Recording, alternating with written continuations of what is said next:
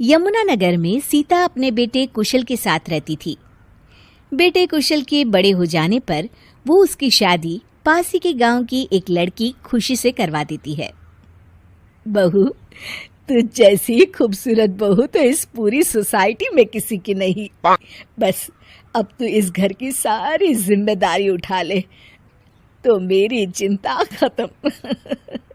ये ले इस घर की चाबी, अब से ये तेरे हवाले।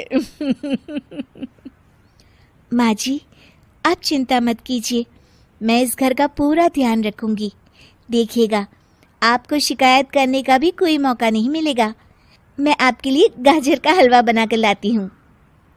शादी के कुछ ही दिन बाद खुशी के तेवर बदलने लगते हैं। माँ जी, मैं आपसे कह देती हूँ, मैं इस घर की बहू हूँ, कोई नौकरानी नहीं जो हर समय आपकी बात मानूं। बहू, मैं तो बस ये कह रही थी कि तू हर समय फोन पर ये किससे बात करती रहती है। हर समय तेरा फोन बिजी आता है। ये बात कुशल को पसंद नहीं बेटा। हाँ हाँ, मेरी तो हर बात सबको बुरी ही लगती है। अब शादी को कई महीने बीत चुके हैं, मगर खुशी कभी भी खुश नहीं रह पाती और वो अपने पति और सास से भी हमेशा झगड़ती रहती है। असल में शादी से पहले उसका एक प्रेमी होता है, गोविंद।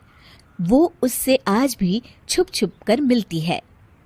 गोविंद, मैं अपने पति और सास के साथ खुश नहीं हूँ, चलो ना हम भाग जाते हैं। तुम एक काम करो, घर से सारा कीमती सामान ले आओ, उसके बाद मौका देखकर हम भाग जाएंगे।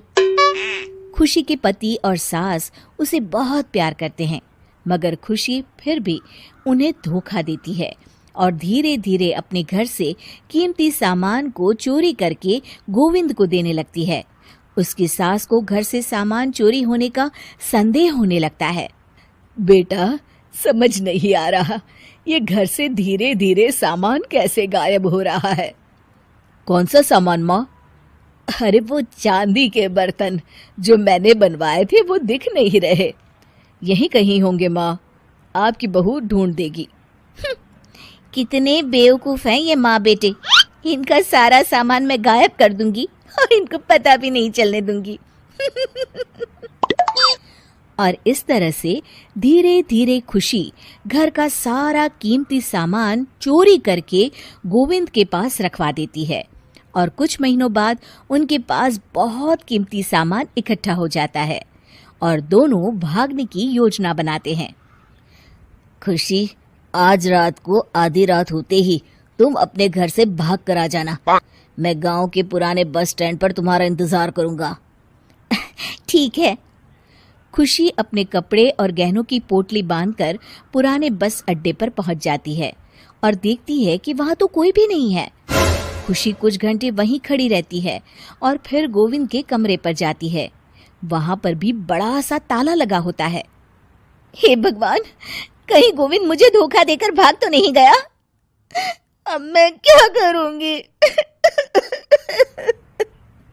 खुशी फूट फूट के रो रही होती है। तभी पीछे से उसका पति सारे गहनों की पोटली लेकर आ जाता है। आप यहाँ?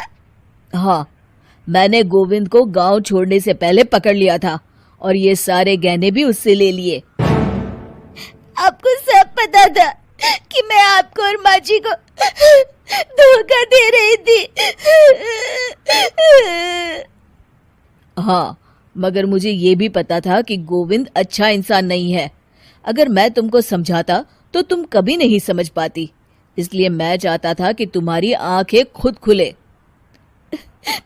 मुझे माफ कर दीजिए। कोई बात नहीं खुशी, मगर हमेशा ये याद रखना कि तुम्हारे अपने कभी भी तुम्हें धोखा नहीं देंगे। माँ और मैं तुम्हें बहुत प्यार करते हैं और हम दोनों चाहते हैं कि खुशी खुशी खुशी हमारे घर रहे, क्योंकि तुम ही तो हमारी खुशी हो। हाँ, मैं आज के बाद आपको और माँ जी को कभी निराश नहीं करूंगी।